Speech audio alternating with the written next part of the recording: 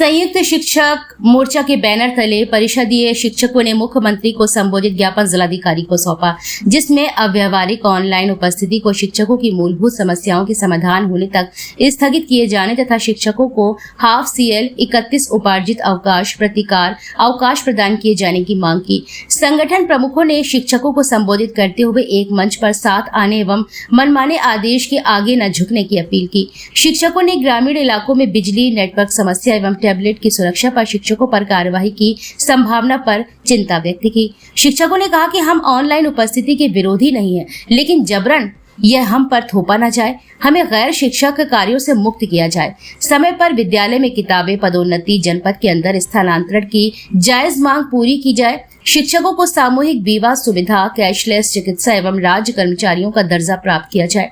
शिक्षकों के भविष्य निधि खाते को ऑनलाइन किया जाए। अवकाश के दिनों में कार्य के एवज में प्रतिकार अवकाश प्रदान किया जाए। शिक्षक मानव संपदा के सर्वर की तरह उपस्थिति के सर्वर के ठप वाले पर कार्य करने के बावजूद दंडित होने की संभावना से शिक्षक बेहद व्यथित दिखे।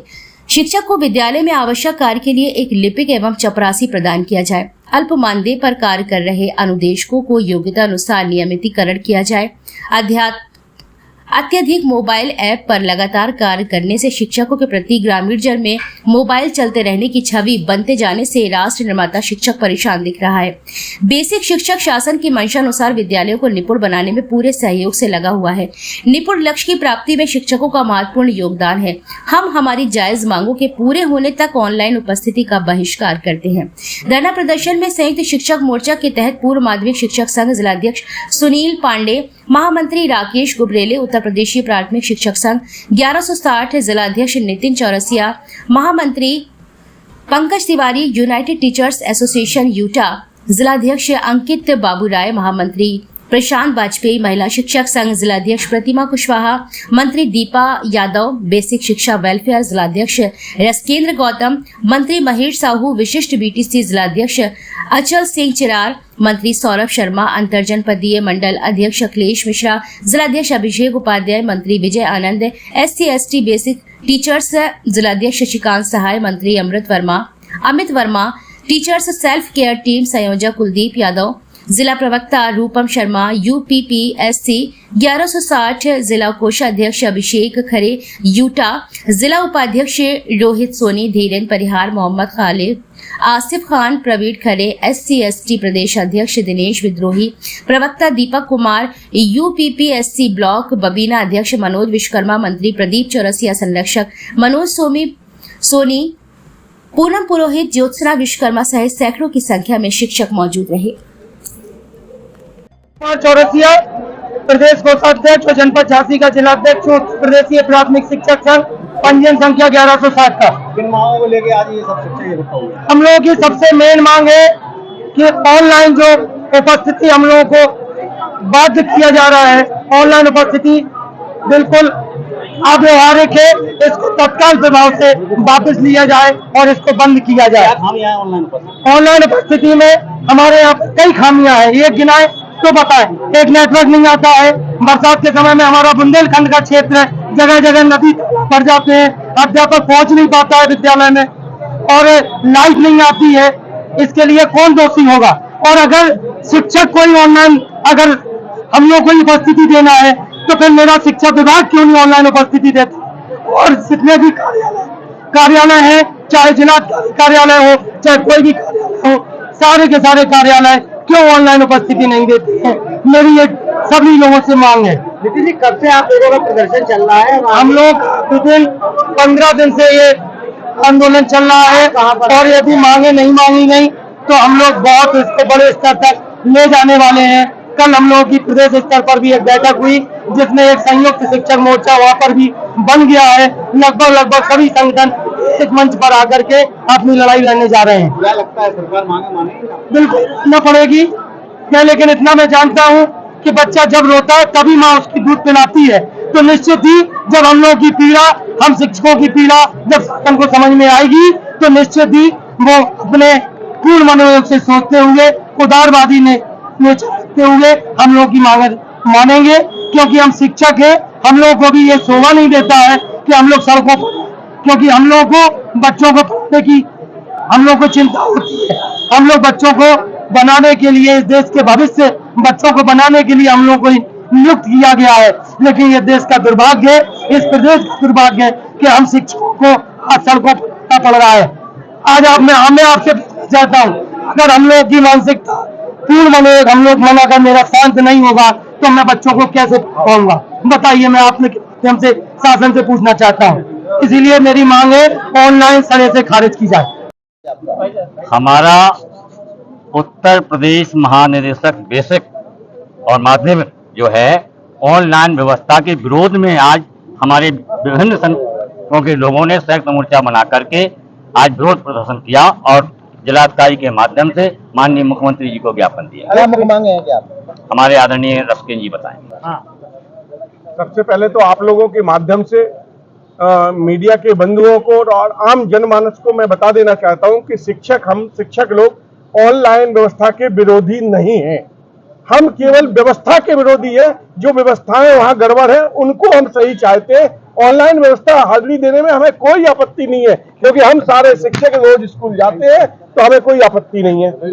जैसे किस तरह की समस्याएं मूलभूत सुविधाएं जो हमारी होनी चाहिए। आज भी झांसी जनपद में 345 स्कूल ऐसे हैं जो एकल स्कूल हैं, केवल एक टीचर वहां है, जहां पर एक टीचर 1 से 5 तक के बच्चों को पढ़ाएगा। भी वही चपरासी भी है, वही बाबू भी है, तो कैसे वो बच्चों का करेगा? और ऐसे में माननीय महानिदेशक जी चाहते हैं कि प्राइवेट स्कूलों से तुलना हो जाए। जहां प्राइवेट स्कूलों की मूलभूत ढांचा देख लीजिए, उनका स्ट्रक्चर क्या है, उनके पास अध्यापक व्यवस्था क्या है, लिपिक क्या है, उनसे हम तुलना करते हैं। मैं माननीय महानिदेशक जी से पूछना चाहता हूं कि आज सत्र के 5 महीने होने के बाद भी 1 और 2 की कक्षाओं को किताबें आप वो क्यों नहीं दिला पाए? दूसरा सबसे बड़ा सवाल मेरा ये है कि ये जितने भी ऐप हैं और जितने भी ये टैबलेट जहां से खरीदे गए, इनकी एक जांच होनी चाहिए। ये केस इसमें एक बहुत बड़ा घोटाला है। इन टैबलेट खरीद रहे और ऐप की खरीद रहे, एक जांच का विषय है। माननीय मुख्यमंत्री जी स्वयं हस्तक्षेप करें और इसमें जांच करवाएं। ये टैबलेट किस संस्था से खरीदे गए और कितने में खरीदे गए? बताइए। हमारा सवाल ये है कि राष्ट्र निर्माता शिक्षक जो सबसे जिम्मेवारी से का काम करता है, उसी को गैर जिम्मेवार क्यों ठहराया जाता है? अभी महानिदेशक महोदय ने जो है इसमें इलाहाबाद में अपने कार्यालय में एकाएक 10:30 बजे, 9 बजे का टाइमिंग 10:30 बजे दौरा कर दिया तो 85% कर्मचारी अनुपस्थित थे। आप बिजली विभाग, पीडब्ल्यूडी विभाग, लोक निर्माण विभाग, सार्वजनिक वितरण प्रणाली विभाग, किसी भी विभाग में चले जाइए, बाबू अधिकारी सीट पर नहीं होते हैं। हम यदि सीट पर नहीं होते तो जानते क्यों नहीं होते हैं? या तो हम बीएलओ कार्य के लिए गए हैं, या तो हम पारिवारिक सर्वेक्षण के लिए गए हैं, या तो हम चुनाव सर्वे के लिए गए हैं, या हम गाँव में बच्चे बुलाने के लिए गए हैं, या डीबीटी के लिए आधार कार्ड लेने के गए हैं।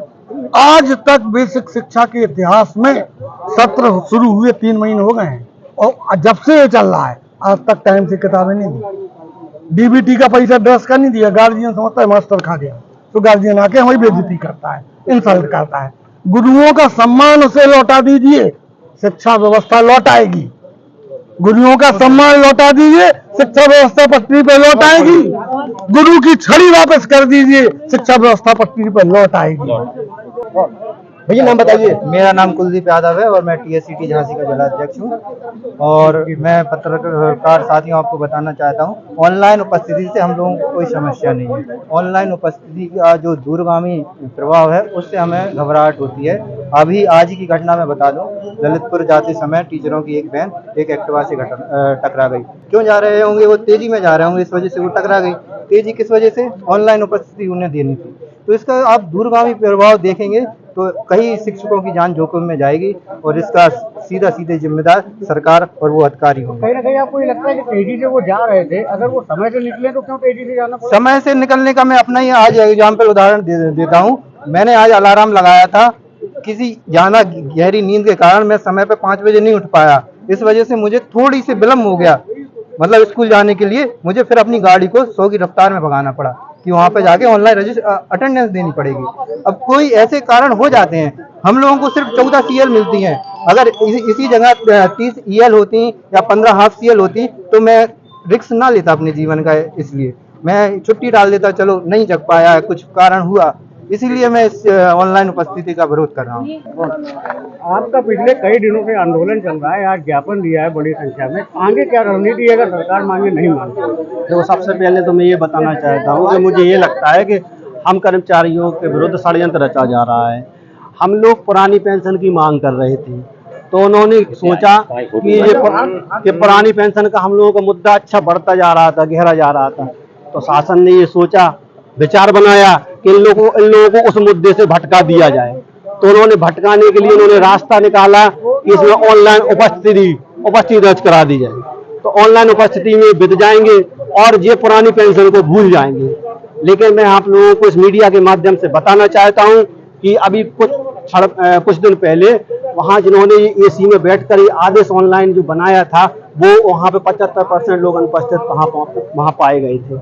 और सबसे पहले मैं ये कहना चाहता हूं कि सबसे पहले वो अपने कार्यालय में ऑनलाइन उपस्थिति क्यों नहीं देते। अपने सबसे पहले तो बेसिक सचिव कार्यालय में, महानिदेशक कार्यालय में ऑनलाइन उपस्थिति दर्ज हो, और ये हमारे जो एडी बेसिक कार्यालय में, बीएसए कार्यालय में, खंड शिक्षा अधिकारी कार्यालय में इन जगह पे ऑनलाइन उपस्थिति दर्ज हो। उसके बाद हम लोगों पे थोपे जाएं। और हम लोग शिक्षक कभी गलत नहीं है, शिक्षक हमेशा 95% का 99.9%। अब आज अध्यापक विद्यालय समय पे पहुंच रहा है, लेकिन हम लोगों को बदनाम किया जा रहा है। हम लोग ऑनलाइन उपस्थिति का विरोध नहीं करना चाहते, ना ही बिल्कुल करेंगे, बशर्ते सरकार को हम लोगों की मांगे मान लेनी चाहिए। हम लोगों को पुरानी पेंशन से आच्छादित कर दिया जाए, साथ ही हम लोगों को 30 CL, 15 हाफ CL, और हम लोग जैसे गड्ढे रास्ते में जाना पड़ते हैं और बहुत गड्ढे हैं और वहाँ पे क्या नाम निकलने में परेशानी होती है। कभी कभी स्कूलों में पानी भर जाता है तो हम वहाँ पे पहुँच नहीं पाते हैं, वहाँ विद्यालय पे नहीं पहुँच पाते। बारिश के समय पे, सर्दियों में ऐसा होता है कि कोहरे के कारण नहीं पहुँच पाते हैं, लेकिन हम लोग पहुँचते हैं, समय पर पहुँच जाते हैं।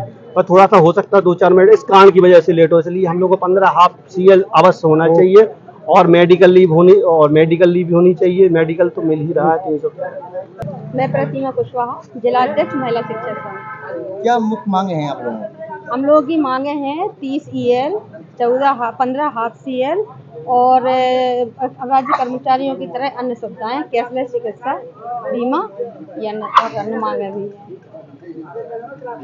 ऑनलाइन आने में जो समस्या है, मैं रूपम शर्मा, जिला प्रवक्ता TSCT हूँ। मैं ये बताना चाहूँगी कि रास्ते में अगर हम जा रहे हैं, हम तो अपने समय से निकले हैं, जो हमारा समय हमें 1.5 घंटा निकला, हम 1.5 घंटे पहले निकले हैं। अब मुझे बताइए, मेरे अगर शिक्षक साथी का एक सूने रास्ते पे अगर एक्सीडेंट हो गया, वो गिर गया, और मैं अगर वो गिर गया तो मैं उसे उठाने के लिए रुकूंगी नहीं। क्यों? क्योंकि मुझे समय से पहुँचना है।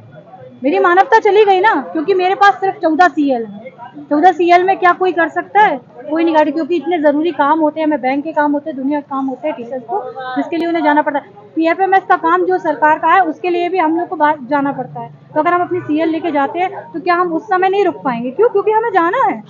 ये जो गलत मैसेज सबके बीच में जा रहा है ना कि हम विरोध इसलिए कर रहे हैं क्योंकि हम गलत हैं, हम गलत नहीं है। हमें आप अगर व्यवस्था दे दीजिए उतनी, तो हम बिल्कुल खड़े हुए हैं इस चीज़ के साथ कि हाँ ऑनलाइन अटेंडेंस देंगे। अगर हमारे पास 35 CL होती हैं तो हम किसी भी कार्य को करने के लिए आराम से कर सकते हैं कि ठीक है आज मैं CL ले लेती हूँ। अगर मेरे साथी का रास्ते में एक्सीडेंट हो गया है तो मैं उसके लिए रुकूंगी कि नहीं, कोई बात नहीं है, एक CL लगा देती हूँ मैं तुरंत, मैं अपने साथी के लिए रुकूंगी। ठीक है, तो ये मैसेज सरकार